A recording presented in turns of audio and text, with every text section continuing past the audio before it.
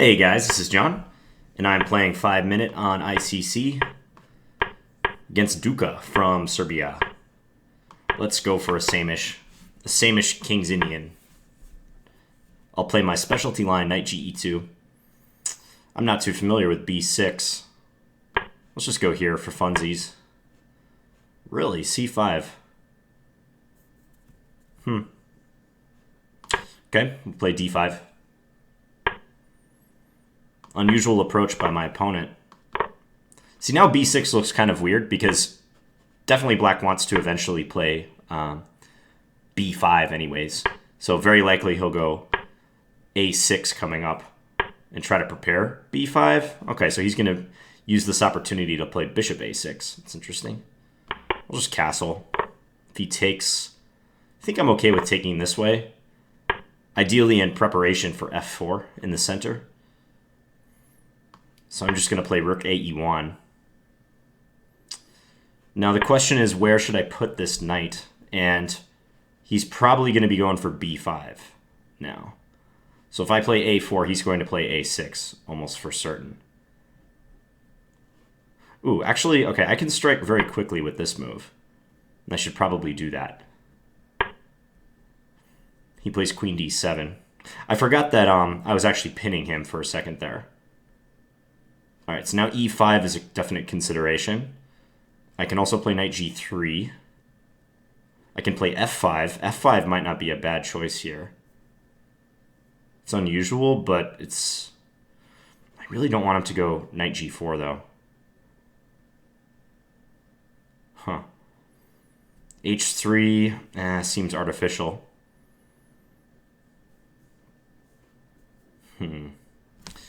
Yeah, this is a close decision.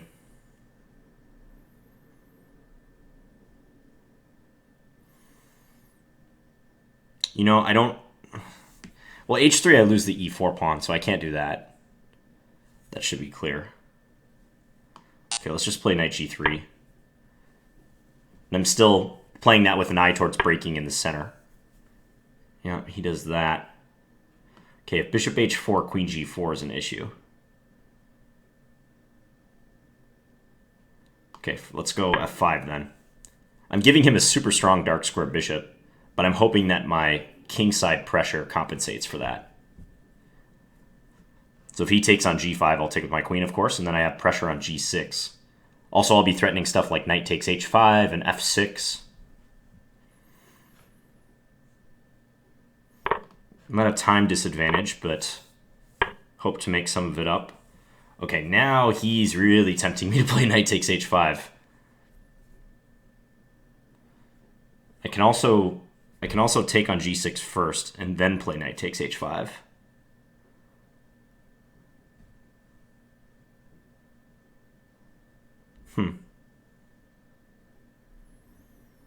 I can play rook f3. I can lift the rook before I do anything.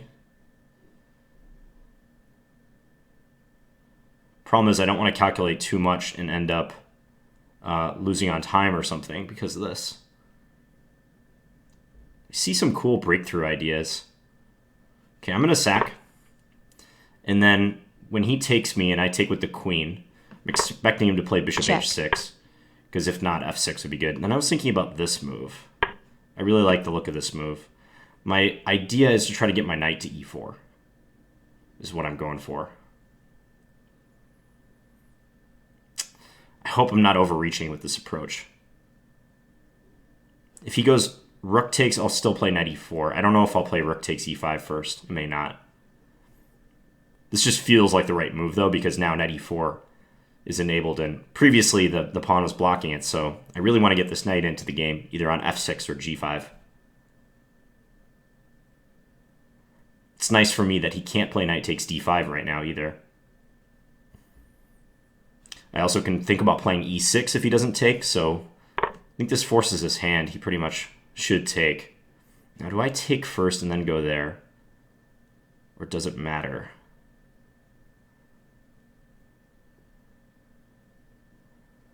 Might matter a little bit.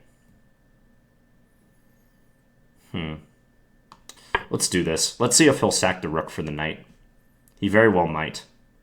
But I think that's in my favor if he does. He should probably play knight takes d5. Then I have knight g5 check, king here. Knight e6 would be really cool if I could make that work.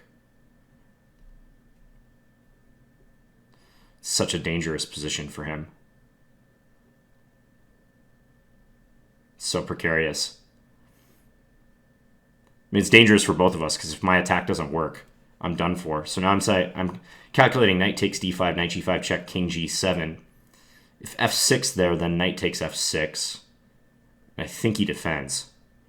I have maybe rook takes f6.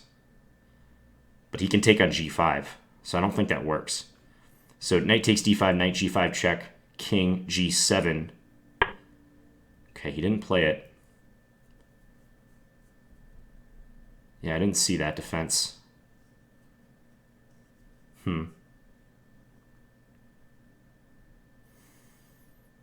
I think I have to go f6.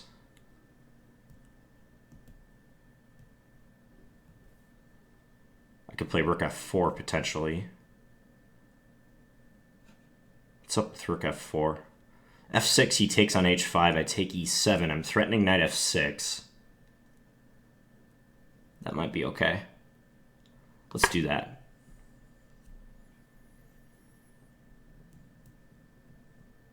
Problem is, he might just like move his queen. Queen d7 or something.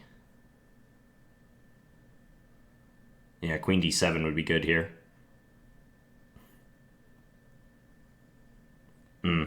Not sure I should have played f6. He's defending now. Let's go here. I'm going to try to come at him from a different angle.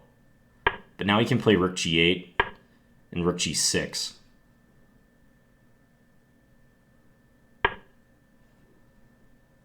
Let's go knight g3. Got to get my knight working somehow. Try to get my knight to f5. I have only a pawn for the piece, but his position is not yet secure. I think... Let's do this. Try to get the rook over.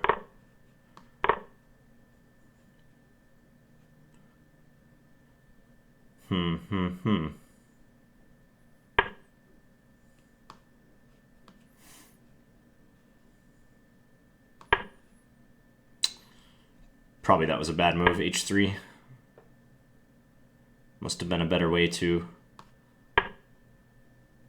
make some space for my king. I'm playing very defensively now. This is not good.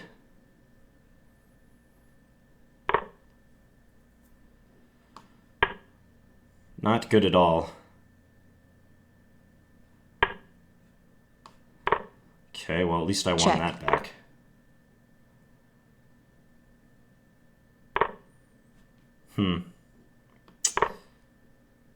Check. What's going on in this endgame? Let's go here first.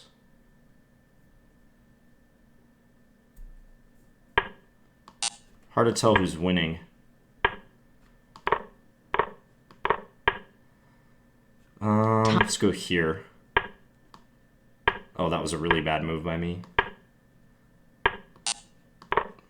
Yeah, that was really bad. Check. Very bad decision. Check. Check. Yeah, this is no Check. good. Check. Still might be a draw, though. No, probably not. Because he can approach Check. my pawn. Yeah, Check. no, this is a loss. King h6 works. Yeah, I'll promote. Just because then he has queen f6. Check. Checkmate. Oh, I messed up that ending. I had more time than I thought. That was kind of instructive because if I go back a little bit, g4 was just awful. I was trying to prevent his king from getting to f5, wherein I thought he could push the pawn, but that was just a really bad move. I should have just played king d3, I think. Yeah, and if his king gets up to d5, big deal. I think this endgame is probably a draw. If king here, whoops. If king g5, I can just play g3 and stop his king from getting in. I think it's a draw. Yeah.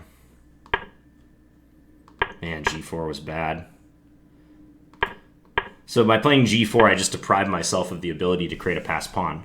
I wonder if he could have won by playing in this position c4 right away. Okay. Yeah. Because then if he does that, I can't approach his pawn.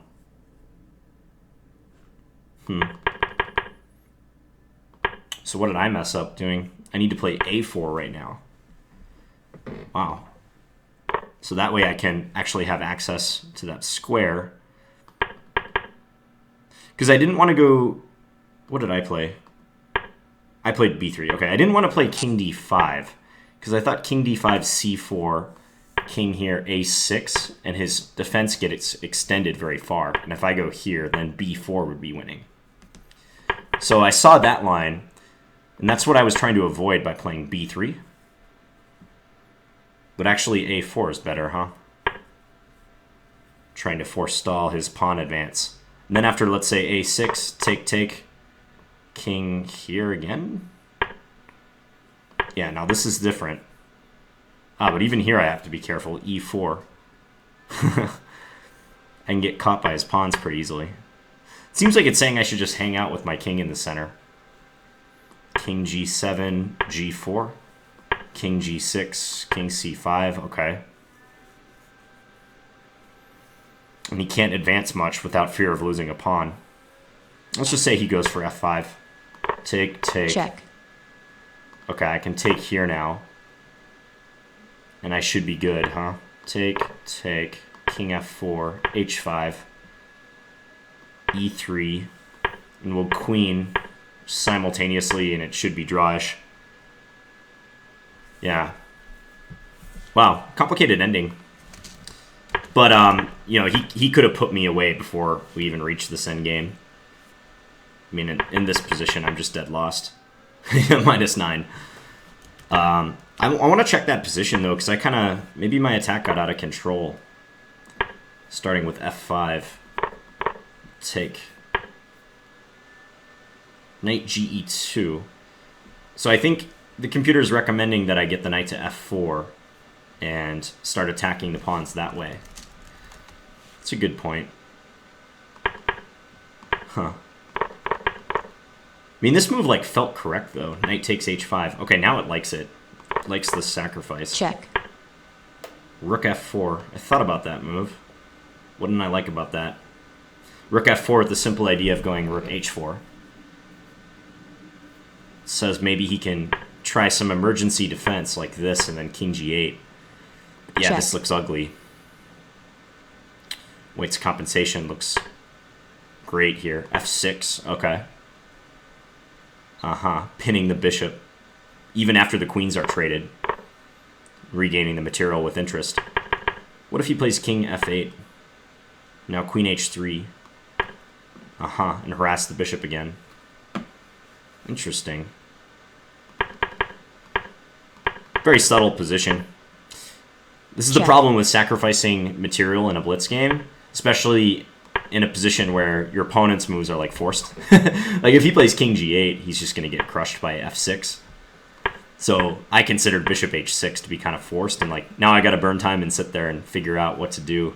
Looks like e5 is still good, this breakthrough idea. So I should have inserted this exchange, huh? Yeah, I guess I just really underestimated the rook lift. I was trying to get my knight involved, but like this stuff seems less powerful because knight takes d5 is always somewhat of a sufficient defense for him. Yeah, even here, rook f4. I did f6. See, I was kind of banking on him doing this, and then I could take here, and I was thinking, well, d6 is weak, maybe I went f7. I guess knight e8 potentially defends for him. But that was my thought process, but he just played queen d7, which is a very good move. Yeah, now I should be lost. I think my attack runs out of steam pretty quickly. He just kept everything safe. But then gave me that unnecessary chance with rook takes Check. d5. Yeah, and he should have taken on b2. I thought for sure that's what he would do. Check. But he went for the pawn ending, and looks like it's drawn with best play. But only if I avoid that absurdly bad move g4. Which deprives me of the ability to create a protected pass pawn. That's the key. It has to be a protected pass pawn. So I want like this pawn on h4 with this pawn on g3 behind it, so he can never take the g3 pawn. Like I think, yeah, like this move would probably be okay. King h5, g3 should be a draw. Okay, hope you guys enjoyed that one. My 5-minute rating is taking a little slide recently, so I have to correct that problem. So I'll try doing that in the next couple games. Thanks for watching, guys. Talk to you later.